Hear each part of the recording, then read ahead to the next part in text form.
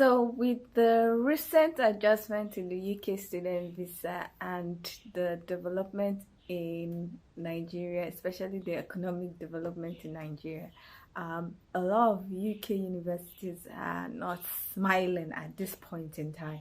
I recently attended a webinar that was organized by the British Council for Agents and Counsellors, and from the webinar it was obvious that these changes that have occurred and the whole economic issue in Nigeria and in the world at large is like affecting UK universities. In this video, I'm just going to talk about the whole situation and how the changes to the student visa have affected UK universities, affected international students, and all the issues that are occurring in Nigeria and how it's just affecting the UK educational system. So if you just want to hear about what has been going on and see if there's any way out, please keep on watching. Everybody know I'm a visual. Yeah, I kill it cold like a criminal. I'm everybody's type, but nobody can deny. Yes, you know I get it, I'm getting freaky. Yeah, I'ma bring the crazy. Get that freaky on, get that freaky on. I'm getting freaky. Get it right, get that freaky on. Hi guys, welcome back to my channel. My name is Omomi, aka Petty Diva, and I am a University of Nottingham alumni and also a Developing Solutions Scholarship Award winner. In this educational series, I talk about the UK and other countries' admission process. I talk about the UK and other countries' visa application process. I also talk about tips and tricks on how to enjoy your stay as an international student, and I also talk about tips and tricks on how to earn more money as an international student. So if you like videos such as this and you are not yet subscribed, please consider subscribing by clicking on the red button that says subscribe, and don't forget to click on the bell notification icon by the side so that you're notified anytime I upload videos. Now, before we continue with this video, I just want to remind you that I offer some educational services, and those services include SOP writing, academic CV writing, and the UK admission package.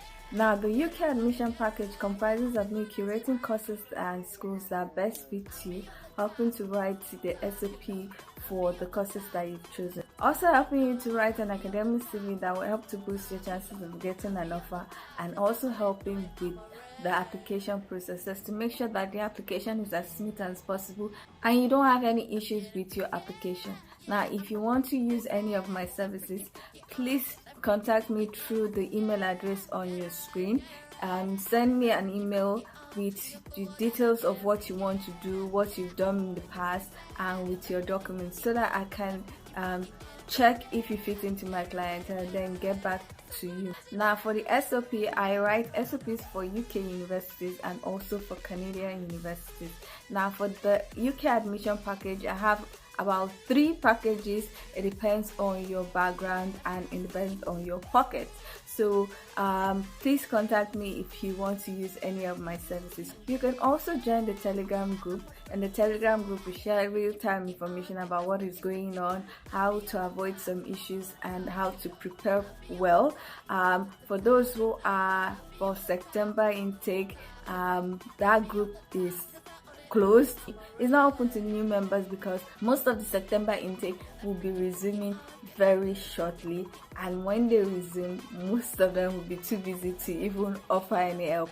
So that group is closed to new members and will definitely be closed after all the September intakes have resumed.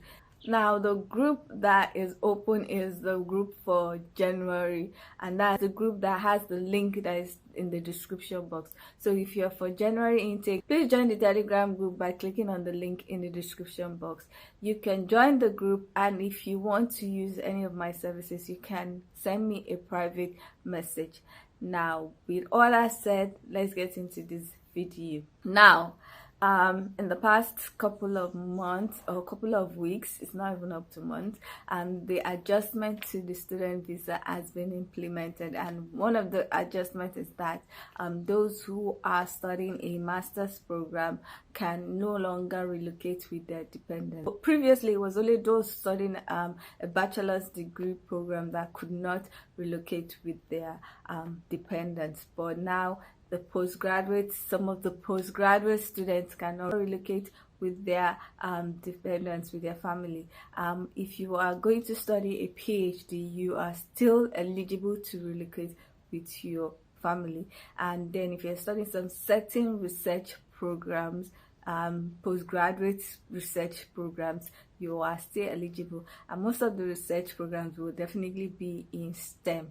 Mostly will be science. But confirm with your school before thinking you can relocate with a postgraduate research program that is not PhD. Another thing that has been implemented is the fact that students can no longer switch from student visa to work visa while still studying.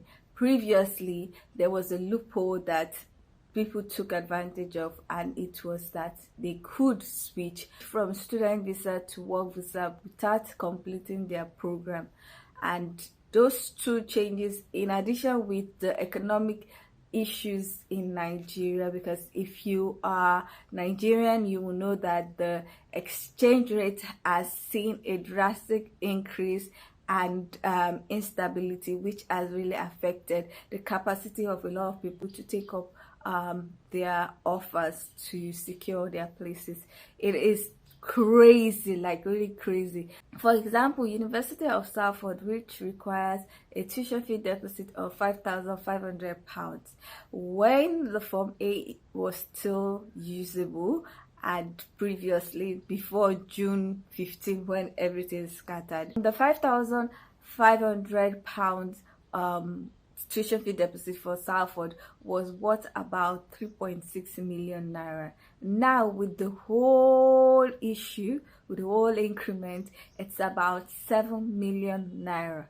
That's times 2 of what people previously paid early this year, before June 15 this year. Last year was different, but before June this year. And it's kind of crazy because 7 million could previously pay for the tuition fee deposit of Salford, could pay for your visa and IHS fees, could pay for your flight tickets, and even have change. Now you're going to use 7 million to just pay for the tuition fee deposit, and this has really discouraged a lot of people. A lot of the UK universities are actually feeling the heat. When I say they are feeling the heat, and I'm comparing what is occurring right now to what even just occurred last year. Now it is August when I'm filming this. Last year at this point in time, for September intake, a lot of schools have closed. A lot of schools were finding it hard to even give cars at this point in time. They were not even accepting anything. Even for January intake, it was a struggle to see schools that were still opening their application process. But right now, schools are extending their deadline for payment. It's like almost every 2 weeks they are saying, oh, please come and pay. Oh, the payment deadline has been extended to end of August and everything. And I'm like, end of August? By July, June, if you are not paid last year, you would not be able to get cars. Even some people that paid in July, June, asked University of Derby students, could now get cars to go for September. Even for January, they had issues. And now they are practically begging people because the exchange rate, especially for Nigerians, the exchange rate is not smiling. 2, a lot of the people that wanted to relocate with their family can no longer relocate, especially for January. Now for September, you can still relocate with your family for October courses, November courses. It's just that for courses that start from 1st of January 2024, it's no longer possible to relocate with your family. Now, to see how bad the whole changes in UK student visa and the economic situation has affected even January 2024 intake, Salford, if you've been watching my previous videos, you know that University of Salford is a hot cake university. A lot of international students are always gravitating towards the school, and every time they open the application process, within 2 weeks, 3 weeks, they've had to close it because all the courses have been filled up, all the spaces have been filled up. But to my surprise, for January 2024, the application process is still open almost 2 months after it was opened. And I'm like, what? A lot of courses are still open for application. This is unheard of. I've been applying to Salford since last year, and I've not seen the application process for the intake that's apart from September being open for this long. It shows that there is a lot of issue. If January intake is not filling up so well, that means March, May, June 2024 intake for Salford might really be very hard to fill up, because if January that is just here is not filling up like that, it might be hard to fill up. However, if things change, especially in Nigeria, if the economic situation changes, I expect to see an increase in application and an increase in people taking up the offer. Now, a lot of people that even have January offer might defer, especially for singles that don't have dependents, so they are not in a hurry to go anywhere. Yes, they want to study, yes, they want to leave their country, but right now some people are not willing to pay ×2 of what they would have paid for their deposit. So they are willing to like wait it out and see if the economic situation improves. Once it improves like this, I expect to see a lot of people paying. I expect to see a lot of people applying again. I expect to see a lot of rush. However, right now the situation is the way it is. UK universities are not smiling. I expect to see them reducing their tuition fee deposit, because most of them have international office and they are aware of what's going on in some countries. So they are aware of what's going on in Nigeria, and if things don't let up, they're going to lose a lot of Nigerian students. So they might have to reduce their tuition fee deposit so that at least people can come. People can come, people can resume, because Nigeria actually gives them a lot of income. And even though Nigerians are not like the top national in the UK for international students, we're still at least 3. I think last time I checked we're number 3. So it's still a lot of money that they will lose if Nigerians don't show up. So basically, the changes to the student visa, especially the ability to relocate with dependent, which, let's face it, was one of the key decision-making factors that international students were selecting UK university or UK educational system. Another key thing that people look at before selecting a country for global education is the chance to have post-study work visa, and UK is still implementing that, which is why a lot of single students will still want to choose UK educational system. However, the whole economic situation, like I said, for Nigerians is restricting a lot of people from taking their offers or from securing their places.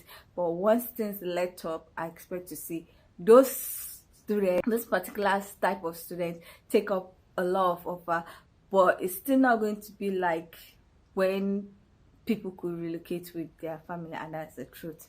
Another thing is that some people were opting for UK universities due to the fact that they can switch their visas from student to work visas while it's still in school, and now that has been removed, it has discouraged some people. Now, because of the fact that they've implemented those changes and the constant anti-immigration yapping from the MPs, I expect to see reduction in the application, which has happened, but I also expect to see an increased amount of approval that is for visas for students who are still willing to get a UK education. And this is because anybody that is applying for a UK student visa with all the restriction, you know that this person is really a student. You know, first of all, the person is going to finish the course, has to finish the course because cannot switch. You know that the person is dedicated, because with all the economic issues and all the anti-immigration yapping and all the uncertainty, someone still applying for a UK student visa is definitely a serious or a genuine student, as they will say. So I expect to see a lot of visa approval. In fact, so it will be so quick because they're going to have less, and then they're going to be like, they are all going single, so there's no need to check anything and everything. So once they see a visa application form, they're probably going to be like, okay, approve.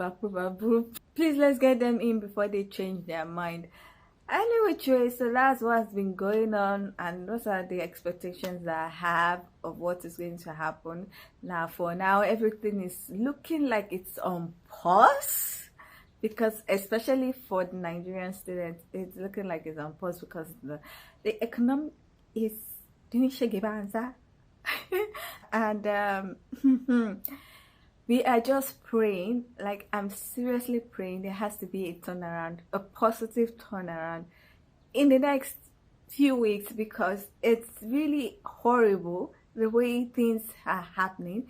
The dollar rate, the pound rate is not smiling. Like, it's not smiling.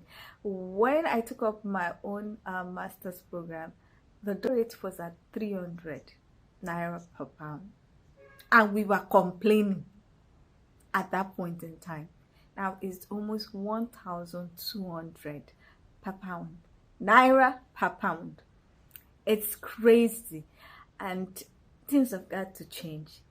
Like, I hope that the Form A will be brought back and the exchange rate will at least go back, even if it goes back to 600 naira per pound, and it is swiftly done, and like 2 weeks max you are debited and everything. Because like I said, it used to be 3 days, 5 days max. Now it's 3 months, and this whole increase in exchange rate was really disappointing, because some people had been on the queue like since March, and then when it was now almost their time, everything just scattered, which is why it has discouraged a lot of people from even taking up September courses.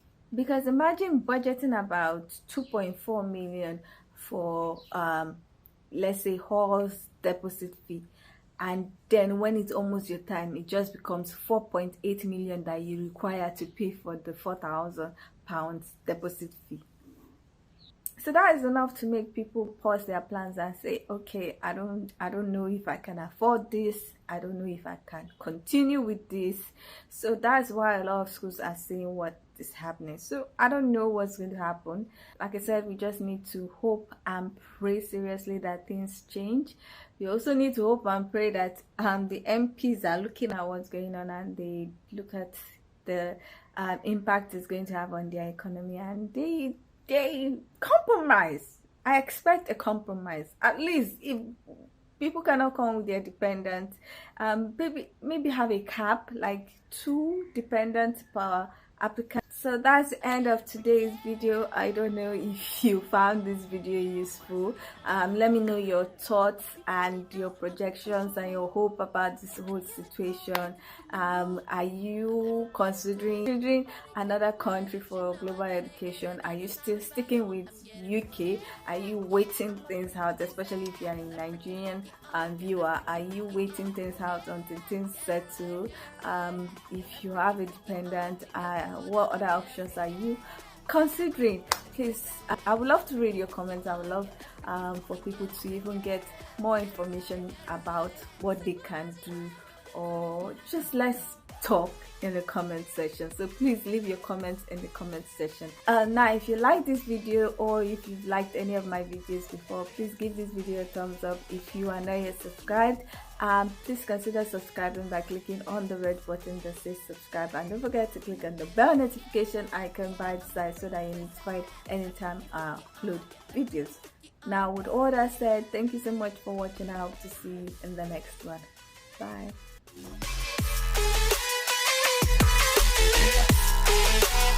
Everything's easy.